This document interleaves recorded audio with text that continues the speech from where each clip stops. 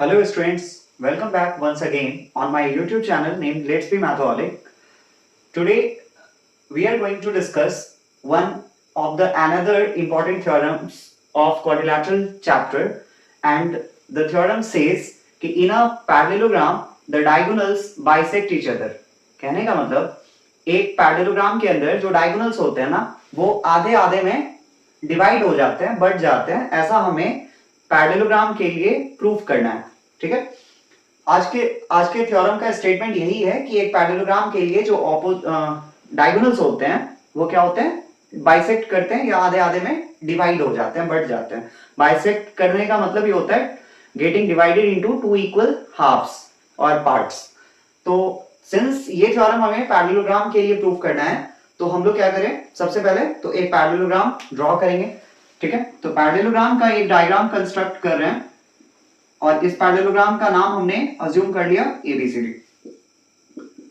अब सिंस हमें दिखाना है इस पैरेललोग्राम में कि इसके जो डायगोनल्स होंगे वो एक दूसरे को बाइसेक्ट कर रहे हैं, इसके लिए हम क्या करें, तो हमने डायगोनल्स को सबसे पहले इंट्रोड्यूस करा पैरेललोग्राम के लिए।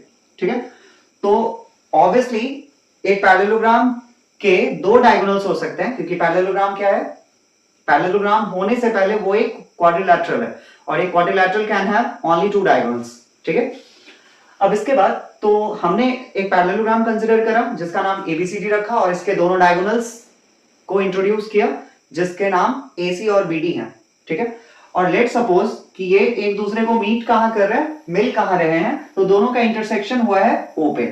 ठीक है, O हमने अपने मन से एक पॉइंट सेलेक्ट करा जहां पे इन दोनों डायगोनल्स का एक दूसरे से इंटरसेक्शन हो रहा है, तो हम इन चीजों को मेंशन करेंगे। ठीक है, स्टेटमेंट के थ्रू तो हम लिखेंगे क्या कि let us consider a parallelogram. हमने क्या करा, एक पैरेललोग्राम कंस्ट्रक्ट करा जिसका नाम ABCD है। ठीक है, और जिसके दो डायगोनल्स जो हैं whose two diagonals are AC and BD।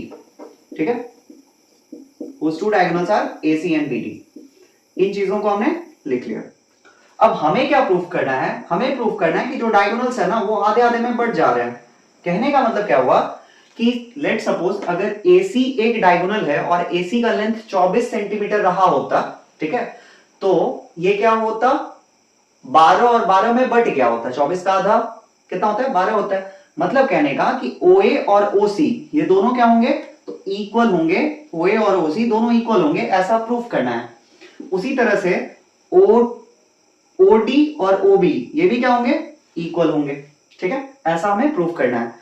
फिर से वही बात कि लाइक BD अगर रहा होता 16 सेंटीमीटर तो BD दो हिस्से में डिवाइड हो गया होता, क्या क्या, OB और OD दोनों बराबर हिस्से रहे होते। ठीक है, तो ऐसा हमें प्रूफ करना है। तो हमें प्रूफ करना है यहाँ पे कि जो डायगोनल्स होंगे, डायगोनल्स कौन कौन है यहाँ पे, AC और BD हैं, और ये क्या करेंगे, एक दूसरे को बाइसेक्ट करेंगे। ठीक है, बाइसेक्ट ईच अदर। ये बोलने से मतलब है हमारा दैट इज कि OA और OC दोनों क्या होगा, इक्वल होगा, और साथ साथ OB और OD ये भी क्या होगा, इक्वल होगा। अब हम लोग अभी तक जितने भी थ्योरम्स प्रूफ करे हैं और खास करके क्लास 9th में जितने भी थ्योरम्स हैं मैथ्स के अंदर, उन सब में ज्यादातर में क्या है, कॉन्ग्रुएंसी की ही मदद लेनी पड़ेगी। ठीक है, आगे हम लोग सर्कल्स के भी थ्योरम्स डिस्कस करेंगे, वहां भी सारे थ्योरम्स में ऑलमोस्ट कॉन्ग्रुएंसी का ही यूज देखने को मिलेगा। सही है, तो हम लोग सबसे पहले यहाँ पे ऑब्वियसली कॉन्ग्रुएंसी का इस्तेमाल करेंगे, तो हमें दो ट्रायंगल्स सेलेक्ट करने होंगे और वो दो ट्रायंगल्स वो होने चाहिए जिनके लिए साइड्स क्या हो, OA OC हो और OB OD हो। ठीक है, तो आपको OA OC किस किस ट्रायंगल में आपको दिख रहा है, तो एक OA यहां है, OC यहां है। ठीक है, तो आप एक ये ट्रायंगल ले सकते हो, एक ये ट्रायंगल ले सकते हो। ठीक है, उसी तरह इसमें OB भी दिख रहा है, इसमें OD भी दिख रहा है। सही है, तो आपको जो यहां दो टिक्ड ट्रायंगल्स दिख रहे हैं, जहां मैंने टिक मार्क करा है, ये दोनों ट्रायंगल्स आप सिलेक्ट कर सकते हो, या फिर यहां जो आपको स्टार मार्क वाले ट्रायंगल्स दिख रहे हैं ना, ये दोनों आप क्या कर सकते हो, ये भी कंसिडर कर सकते हो। ठीक है, तो मैंने जो दो टिक्ड ट्रायंगल्स यहां मार्क करे हैं, ठीक है, ये जो टिक मार्क का निशान लगाया है, इन दोनों ट्रायंगल्स को हम क्या करेंगे, तो कॉन्ग्रुएंट प्रूफ करेंगे। तो हम सबसे पहले इन्हीं दोनों ट्रायंगल्स को कंसिडर कर रहे हैं और इन चीजों को हम यहाँ स्टेटमेंट के थ्रू मेंशन कर रहे हैं। तो फ्रॉम ट्रायंगल्स कौन कौन सा, एक हो गया AOB और एक हो गया क्या COD, ठीक है। तो एक ट्रायंगल AOB और दूसरा ट्रायंगल COD। अब AOB और COD में ऑब्वियसली दोनों ट्रायंगल्स को हमें कॉन्ग्रुएंट दिखाना है, ठीक है। तो कॉन्ग्रुएंट दिखाना है तो हमें 3 कंडीशंस ढूंढने होंगे सो दैट कि ये दोनों ट्रायंगल्स क्या हो, कॉन्ग्रुएंट हो सके। तो आपको दिख रहा है कि इसमें जो AB है, इसके अंदर जो AB है और इस वाले में जो DC है, दोनों क्या होगा, इक्वल होगा। क्यों इक्वल होगा, क्योंकि AB और DC ये दोनों क्या है, आमने सामने वाले साइड्स हैं, मतलब ऑपोजिट साइड्स हैं। और ABCD के बारे में पहले से पता है कि ये एक पैरेललोग्राम है। तो पैरेललोग्राम के लिए हम जानते हैं कि ऑपोजिट साइड्स क्या होते हैं, इक्वल होते हैं। तो हम ऐसा लिख सकते हैं पहला कंडीशन कि AB और CD जो होगा वो क्या होगा, इक्वल होगा। और इसके पीछे का रीजन क्या, तो opposite sides of parallelogram ABCD ये क्या है, तो पैरेललोग्राम ABCD के आमने सामने वाले साइड्स हैं, दैट्स व्हाई ये इक्वल होंगे, ठीक है। अब अगर हम बात करें ABCD की, जो कि एक पैरेललोग्राम है, तो इसका एक साइड DC है और एक साइड कौन है, AB है, सही है। और एक साइड DC है, एक साइड AB है, और दोनों क्या है, DC और AB ऑपोजिट साइड्स है। अभी हमने यूज करा कि दोनों इक्वल होंगे क्योंकि पैरेललोग्राम के आमने सामने वाले साइड्स इक्वल होते हैं। फिर आमने सामने वाले साइड्स पैरेलल भी तो होते हैं, ठीक है। तो ये दोनों अगर पैरेलल है तो एक बार ये कौन बनेगा, DB कौन क्या होगा, ट्रांसवर्सल होगा। क्या होगा, DB ट्रांसवर्सल होगा। और DB पे ही कहीं एक पॉइंट आ रहा था ना, O, ठीक है। तो DB पे ही कहीं एक पॉइंट आ रहा है O। तो आपको दिखा यहां Z शेप बनता हुआ, ठीक है। तो ये जो कॉर्नर्स वाले एंगल्स होंगे, ये एंगल और ये एंगल, दोनों में कैसा रिलेशन, अल्टरनेट इंटीरियर।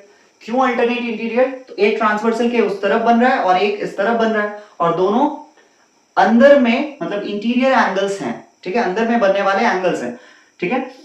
तो आपको ये दोनों एंगल्स जो हैं, एक का नाम क्या, ODC और एक का नाम क्या, OBA, ये दोनों क्या होंगे, इक्वल होंगे। क्या रिलेशन, तो अल्टरनेट इंटीरियर एंगल्स। कैसे बने, जब DC पैरेलल था AB के, DC पैरेलल था AB के, और DB क्या बना, ट्रांसवर्सल बना, ठीक है। तो हम इस चीज को भी यहां जिक्र करेंगे कि एंगल OBA जो होगा, OBA मतलब ये वाला एंगल किसके बराबर, इसके बराबर, ODC के, ठीक है। इस बार क्या रीजन, इस बार रीजन यही होगा कि जो ये दोनों एंगल्स हैं ये अल्टरनेट इंटीरियर एंगल्स हैं। कब बने, फॉर्म सिंस DC पैरेलल था AB के एंड DB इज व्हाट, तो ट्रांसवर्सल, DB इज ट्रांसवर्सल, इसीलिए। अब इसी तरह से ये वाला जो एंगल है आपको दिख रहा है कौन सा, C के पास जो बना, और यहां जो A के पास बना हुआ एंगल है, ये दोनों भी क्या होगा, इक्वल होगा। फिर से अगर आप DB को ट्रांसवर्सल ना मानो, ठीक है, और ट्रांसवर्सल आप किसको मान लो, CA को, ठीक है, तो आपको दिख रहा है कि अगेन DC और AB क्या पैरेलल, वही दोनों साइड्स हैं जो पहले हमने कंसिडर करे थे, और ये दोनों क्या है, ऑपोजिट साइड्स हैं एक दूसरे के लिए, ठीक है। तो पैरेललोग्राम के ऑपोजिट साइड्स क्या होते हैं, ऑलवेज पैरेलल और इक्वल होते हैं। तो DC और AB यदि पैरेलल है तो ट्रांसवर्सल कौन बना, CA भी तो ट्रांसवर्सल हो सकता है ना। तो फिर से आपको यहाँ Z शेप बनता हुआ दिख रहा है, और जो कॉर्नर्स पे एंगल बने वो क्या कहलाएंगे, अल्टरनेट इंटीरियर एंगल्स कहलाएंगे। क्या कहलाएंगे, अल्टरनेट इंटीरियर। और बीच में CA पे भी ये पॉइंट O लाई कर रहा है, ठीक है, क्योंकि O पॉइंट जो था ना वो BD और AC दोनों का इंटरसेक्शन पॉइंट था, ठीक है, मतलब BD और AC O पॉइंट पे इंटरसेक्ट कर रहे थे। तो इंटरसेक्शन पॉइंट वो होगा ना जो दोनों लाइंस के ऊपर क्या करे, लाई करे या फॉल करता हो। तो हम लिख सकते हैं कि OCD और OAB ये दोनों क्या होंगे, इक्वल होंगे। OAB जो होगा वो क्या होगा, OCD के लिए बराबर होगा, ठीक है। यहां भी same reason, alternate interior angles. और कब ये अल्टरनेट इंटीरियर एंगल्स बना, ठीक है, तो जब DC पैरेलल है AB के, but this time CA is behaving like a transversal. पिछली बार DB was transversal, this time CA is transversal, okay. आपको 3 कंडीशंस मिल गए। एक कंडीशन, अगर आप इन तीनों कंडीशंस को सिलेक्ट करते हो ना, ठीक है, आपको दिख रहा है कि इन दोनों 3 कंडीशंस में से 2 एंगल्स है और एक साइड है, 2 एंगल्स है और एक साइड है। तो दो एंगल्स और साइड की मदद से एक कंडीशन बनता है डबल एएस, एएस या फिर एक एएसए बनता है, ठीक है। अब इसके बाद अब एएस हम कंसिडर करेंगे या एएसए लेंगे, तो इस चीज के लिए एएसए में क्या होता है, एंगल साइड एंगल, मतलब दोनों एंगल के बीच का साइड होना चाहिए। और डबल एएस में क्या होना चाहिए कि दोनों एंगल के बीच का साइड यदि नहीं है तो हम एएस प्रेफर कर सकते हैं, ठीक है। तो आपको यहां पे दोनों का अप्लाई हो सकता है, but based on these three conditions what we have considered in order to make these two triangles congruent, ठीक है, इसके लिए हम क्या करेंगे, तो इसमें इन तीनों कंडीशंस के बिहाफ में we can go with ASA only।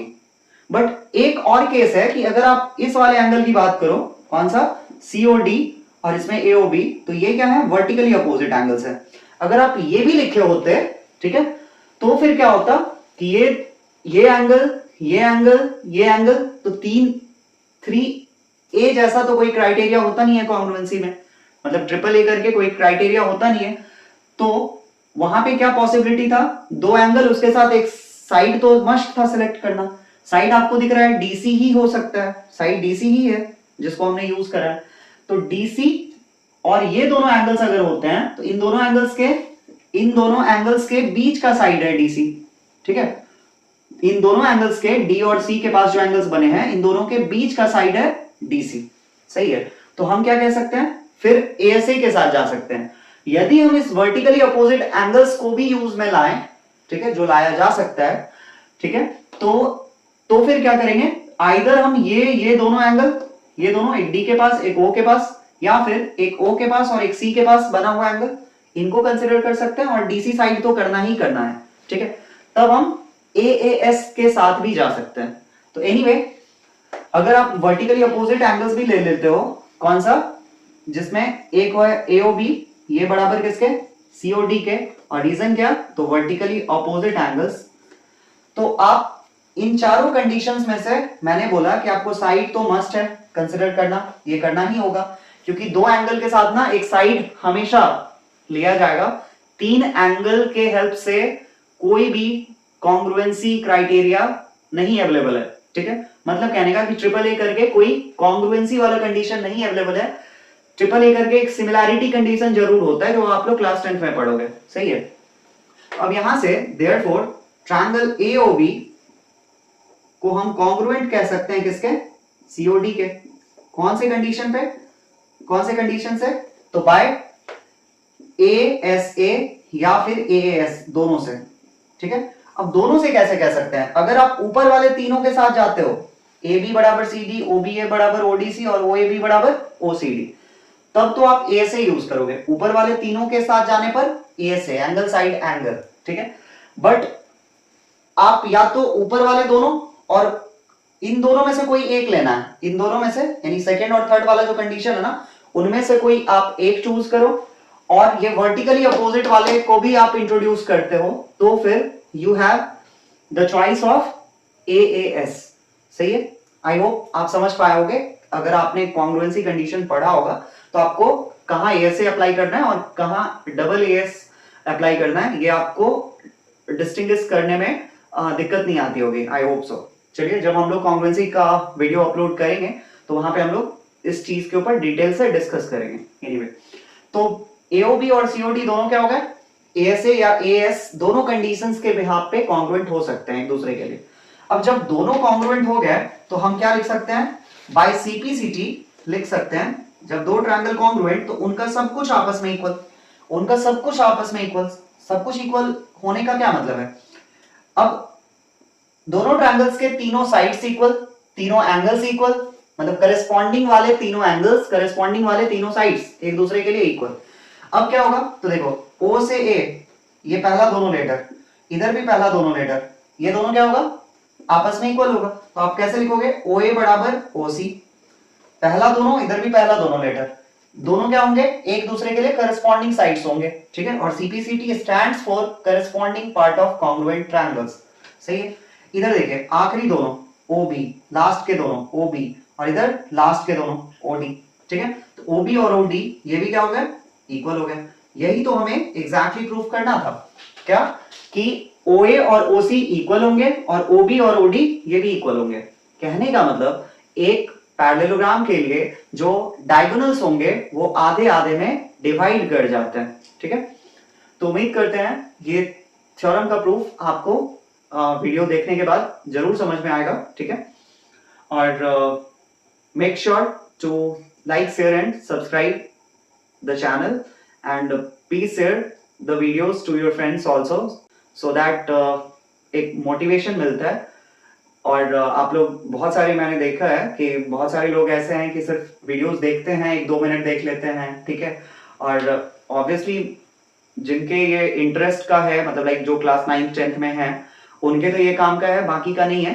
But still अगर वो लाइक और शेयर कर दें, सब्सक्राइब कर दें, तो जो लोग, जिन लोगों के लिए ये रेलिवेंट होगा, इंपॉर्टेंट होगा, तो उनको इसका बेनिफिट पहुंच पाएगा। चलिए, थैंक यू और have a good day, bye.